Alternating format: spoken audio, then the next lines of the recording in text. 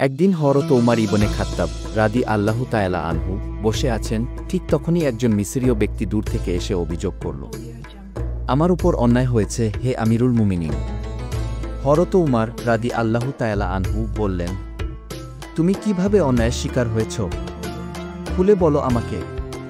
মিসরীয় ব্যক্তি বল, আমি একদিন ঘোড় দৌড়ে অংশ নিচ্ছিলাম। আমার প্রতিদ্বন্দ্বী ছিল গভর্নর আমর ইবনে আসের ছেলে।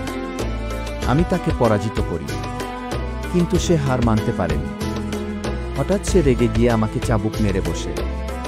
আমি বিচার চাইতে গিয়েছিলাম, কিন্তু কেউ কিছু করেনি। এই কথা শুনেই হযরত উমর রাদিয়াল্লাহু তাআলা আনহু এর চেহারা রাগে লাল হয়ে গেল। তিনি তৎক্ষণাৎ মিসরের গভর্নর হযরত আমর ইবনে আস রাদিয়াল্লাহু তাআলা আনহু এবং তার ছেলেকে মদিনায় হাজির হওয়ার নির্দেশ দিলেন। কিছুদিন পর তারা মদিনায় এসে উপস্থিত হল।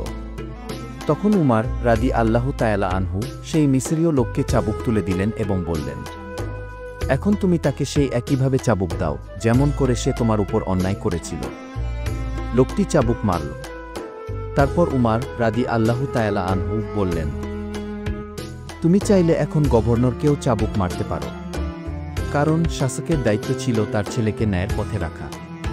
কিন্তু মিসরীয় ব্যক্তি মাথা নিচু করে বলল, না আমিরুল মুমিনিন, আমি আমার অধিকার ফিরে পেয়েছি, এখন আমার কোনো অভিযোগ নেই।